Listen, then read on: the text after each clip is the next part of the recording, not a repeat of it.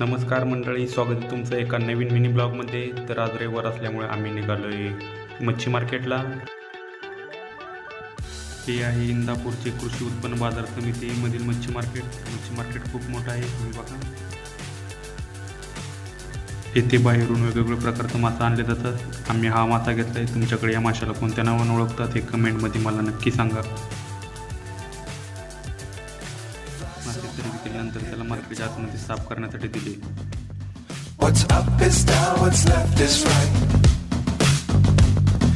Chasing stars and holding you.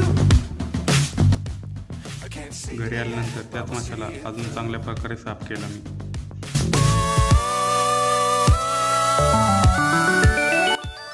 आता तयार होत आहे माशाची भाजी